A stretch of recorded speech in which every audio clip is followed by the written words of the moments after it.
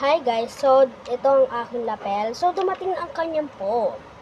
Ayan, so papakita ko sa inyo ang kanyang foam. Ay! Ituturo ko sa inyo kung anong types na lapel ang ginagamit ko. So ito mo ng mic. So ayan, yung isa na ito pag ganyan, tapos yung isa, asan yung ano dito. Palitan ko na siya ha. Ay. Wait lang. Tapos yung isa ganito.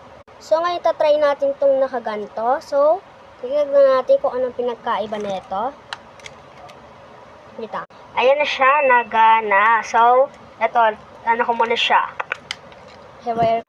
Ayan na. So, anong pinagkaiba? So, yung ano naman, isa naman. So, ito yung isa. At yung wala namang foam. Ito naman yung walang foam. Ano ang pinagkaiba nila? Ha? Comment down below. Pero hindi pa to tayo tapos ha. So, ay papakita ko sa inyo kung paano ko i-wear to. Ang unang step ay para siyang sling bag at saka ilalagay siya sa likod. Second, i-ano ko siya, iipit ko siya dito or sa pocket. Wait lang. Ayan, nandito o kaya pala. Pangatlo, nakapalibot sa aking tiyan.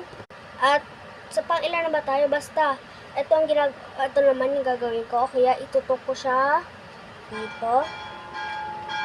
Try naman natin yung ito yung una. Pangalawa na sa pocket. Pangatlo. At panglima. Ayan yung, pinakita ko na sa inyo ang 3 tips ng aking lapel. So, ayan, ang lakas niya. Ang lakas niya, diba? So, tanggalin natin yung foam. So, anong pinagkaiba ng may foam at saka ang walang foam? Ano yung mas sitingin sa mas malakas? Yung may foam, tas yung nakaarap dito yung foam sa aking bibig, o yung walang foam? Ha? Namili kayo? Comment in the down below section. So, we have some still time. So, pag-anuin na natin to. So, ipapasok ko na ang aking lapel. So, ito, kapag ganito ako, ibig sabihin, meron na, parang, kunwari, nag-exam daw sila. At ito naman yung isa.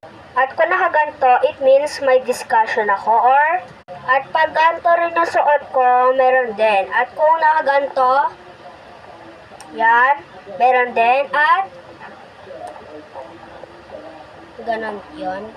At kung nakaganto, edi it means may exam or discussion ko lang. So, yun lang.